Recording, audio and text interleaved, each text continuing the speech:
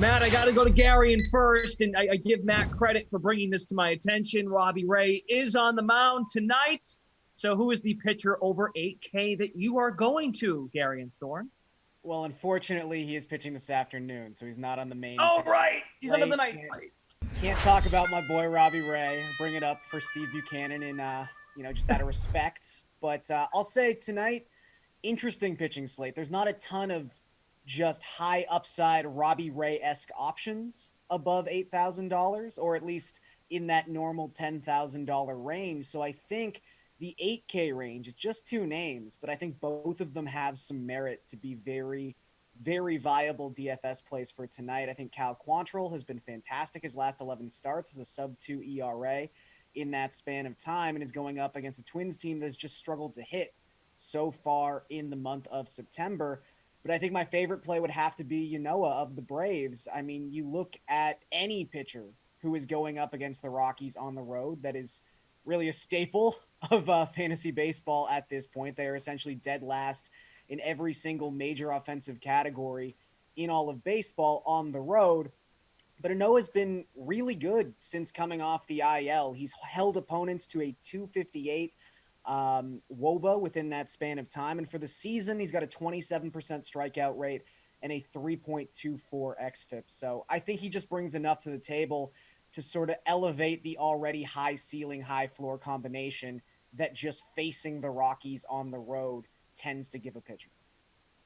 Matt, pitcher over 8K for tonight. I don't really love these pay up options, and there are a couple that are good, but I think the ownership just kind of aligns with the guys that it's supposed to.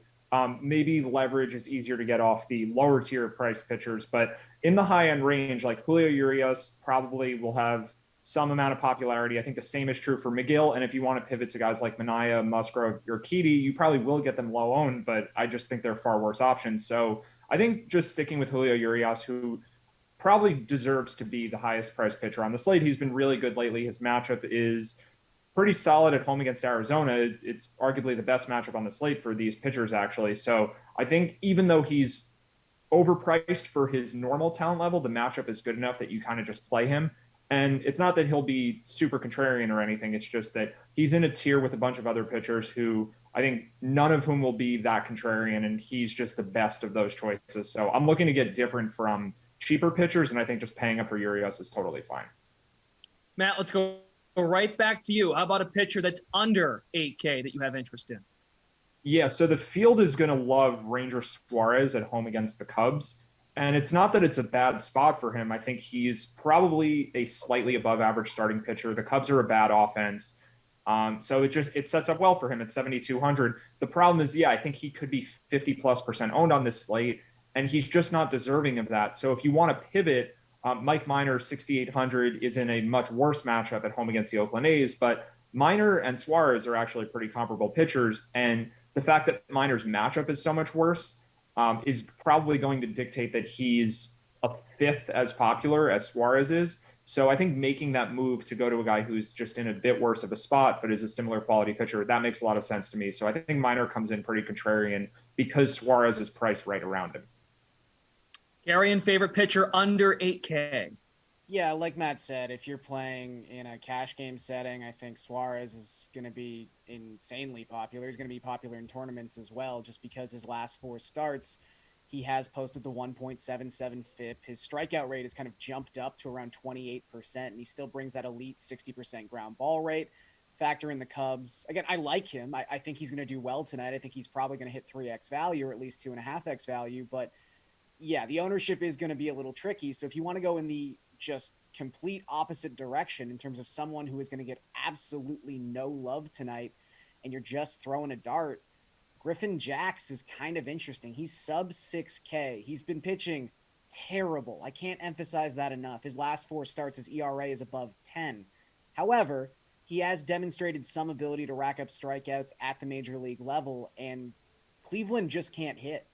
Since the beginning of September, obviously they were no hit this past weekend, but they are dead last in baseball in WOBA and WRC plus since September 1st. So if you just want to bank on a team that has not been able to produce against anyone and that matchup turning a bad pitcher into a viable option, I do think Jax might have some value on tonight's slate.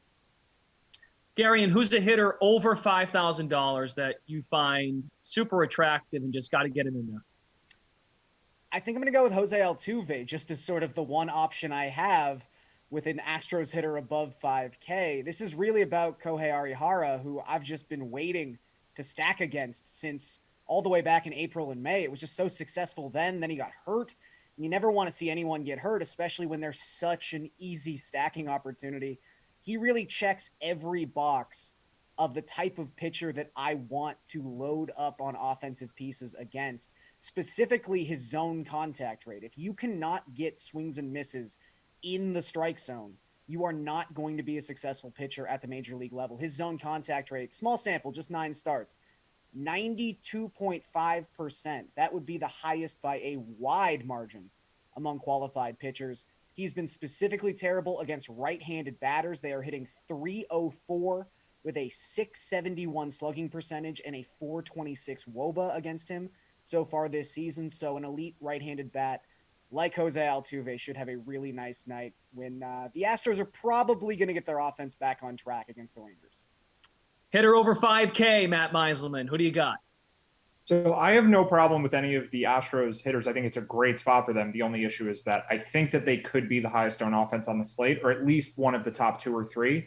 And the same goes for the Yankees in Baltimore. It is John Means, but it's still Baltimore. And I think the Yankees still garner a lot of attention. So I know this is going to come as no surprise to people who watch this frequently, but the Dodgers are, again, my favorite team to pay up for. And Mookie Betts at 6,100. It's just he's so much more expensive than the other priorities on the slate, and it is a good spot for the Dodgers. Merrill Kelly is probably an average pitcher. The Dodgers have this elite offense that hasn't produced a ceiling game in a while. I mean, they've been scoring 7 or 8 runs, a couple of times, but they haven't produced a double-digit run-scoring game in a while. I think it's just a matter of time that happens. So because Mookie is 6,100, I just don't think that anyone can really prioritize him when the Astros are cheaper, the Yankees are cheaper, and we'll get to the White Sox too, who are a lot cheaper. So paying up for the Dodgers, I think, is the way to go in GPPs.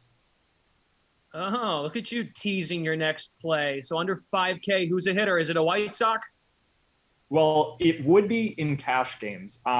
Luis Robert and Jose Abreu are in the low 4,000s, which really doesn't make a lot of sense. So I think you do kind of need to stay away from them if you're trying to win a bigger tournament, because the field is going to go to the White Sox. I think even more so than the Yankees and Astros, but it's really those 3 teams. So for a cheaper offense, I really like the Orioles spot tonight.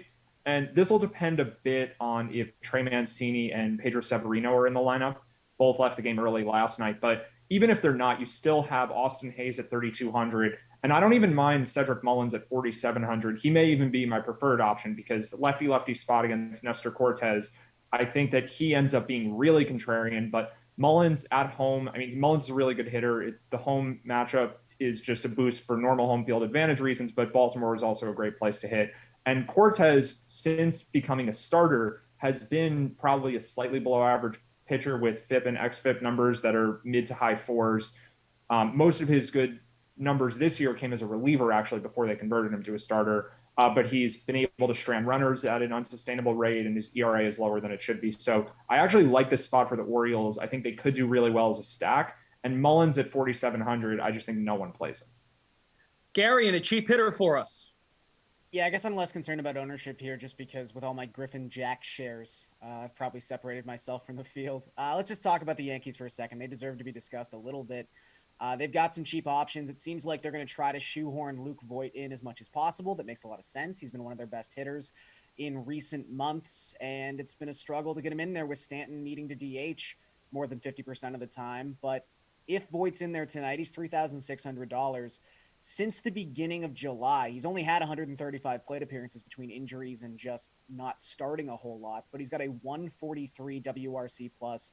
He's got an opposite hand matchup against John Means, who John Means is bad. Like, let's just kind of cut through it right now. He's not a good pitcher.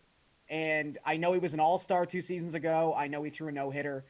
Great. He's bad. All of his underlying statistics are absolutely terrible. If you go back to May the 19th, which is a relatively large sample within this 2021 season, 5.71 FIP. He's giving up 2.4 opponent home runs per 9. he's bad, and the Yankees are going to hit him very, very hard tonight.